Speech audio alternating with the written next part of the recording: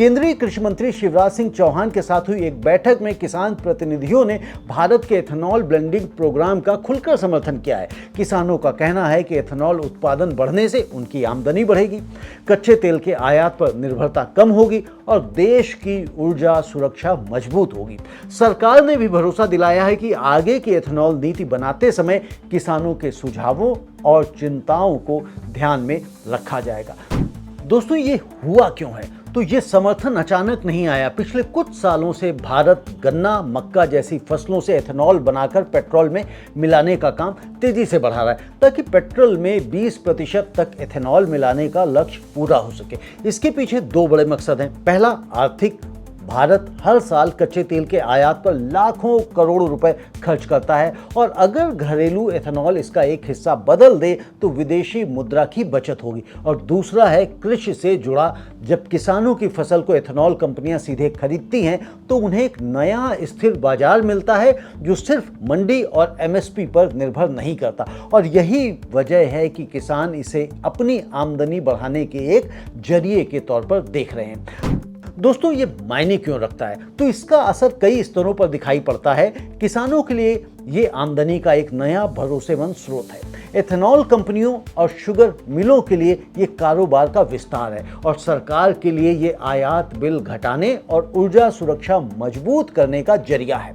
उपभोक्ताओं के लिए लंबी अवधि में स्थिर पेट्रोल कीमतों की उम्मीद बनती है क्योंकि आयातित कच्चे तेल पर निर्भरता कम होगी। और कमोडिटी मार्केट के लिए गन्ना और मक्का जैसी फसलों की मांग एक नए सेक्टर से आने लगती है जो कीमतों को सहारा दे सकती है।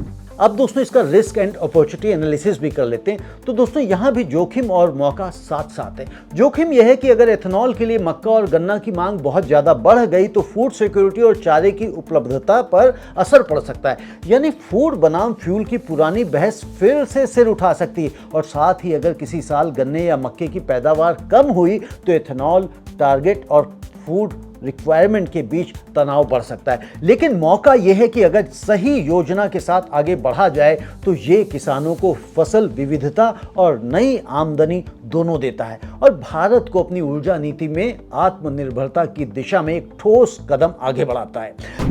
दोस्तों, लॉन्ग टर्म इम्पैक्ट की अगर हम बात करें तो एक महीने में इसका असर शायद उतना ना दिखाई दे, लेकिन एक साल में एथेनॉल खरीद के आंकड़े और किसानों की आमदनी में इसका योगदान साफ नजर आने लगेगा। और अगले 5 साल में अगर ये नीति सही दिशा में आगे बढ़ी तो ये ग्रामीण अर्थव्यवस्था और ऊर्जा नीति दोनों को स्थायी रूप से बदल सकती है। किसान सिर्फ अनाज उगाने वाला नहीं बल्कि देश की ऊर्जा सुरक्षा में हिस्सेदार बन जाएगा। लेकिन इस पूरी रणनीति के काम करने के लिए एक और चीज जरूरी है कि किसान तक सरकारी सहायता, चाहे वो सब्सिडी हो या इनपुट, बिना रिसाव के सही ढंग से पहुंचे।